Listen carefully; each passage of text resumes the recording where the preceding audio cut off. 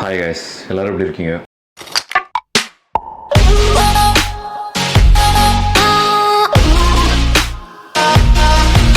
இந்த வீடியோவில் நம்ம பார்க்கக்கூடிய முக்கியமான விஷயம் ஸ்ட்ரெஸ். இந்த காலகட்டத்தில் நிறைய பேருக்கு மிகப்பெரிய நோயே ஸ்ட்ரெஸ் தான். ஓகேவா?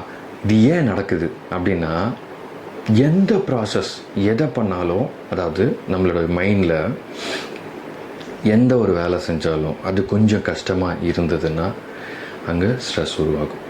ஓகேங்களா? அதை என்னால் செயல்படுத்த முடியல, கொஞ்சம் கஷ்டமாக இருக்குது, அந்த வேலையை நான் திரும்ப திரும்ப செஞ்சிட்ருக்கேன், அது என்னால் பண்ணவே முடியல அப்படின்னா மைண்டுக்கு ஒரு சிக்னல் போயிட்டே இருக்கு, என்னால் பண்ண முடியல அப்படின்னா அப்போ நம்ம எல்லாருமே நம்மளை பெஸ்ட்டாக தான் நினச்சிட்ருப்போம். அங்கே ஒரு விஷயம் நடக்கலை, சரியாக நடக்கலை அப்படின்னா ஸ்ட்ரெஸ் உருவாகும். அதே மாதிரி சோம்பேறித்தனமாக காலம் தாழ்த்திட்டே இருந்தால் ஸ்ட்ரெஸ் உருவாகும். வேலை பலு வந்தால் ஸ்ட்ரெஸ் உருவாகும். இந்த மாதிரி நிறைய விஷயங்கள் இருந்துக்கிட்டு இருக்கு.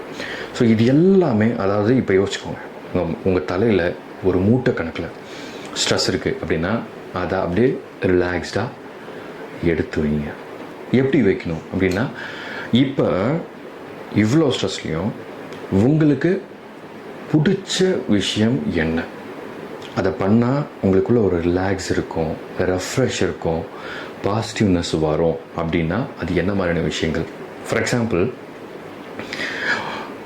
ஒரு பைக் எடுத்துகிட்டு ஒரு ஷார்ட் ட்ரைவ் போகலாம், இல்லை லாங் ட்ரைவ் போகலாம்.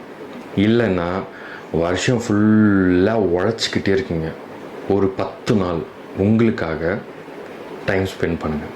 வீட்டில் இருங்க, உங்கள் எல்லாரோடும், பேரண்ட்ஸோடும், உங்களுடைய லைஃப் பார்ட்னருடைய குழந்தைங்களோட சேர்ந்து ஜாலியாக இருங்க.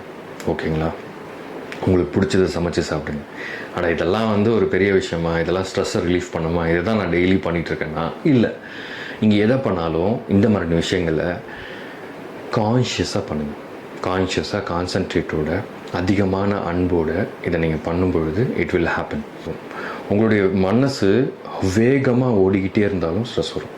அதனால் அந்த வேகத்தை குறைங்க, நார்மல் ஸ்டேட்டுக்கு வாங்க. நார்மல் ஸ்டேட் அமைதியாக எல்லாத்தையும் பாருங்கள். ப்ராசஸை ஸ்லோ பண்ணுங்கள்.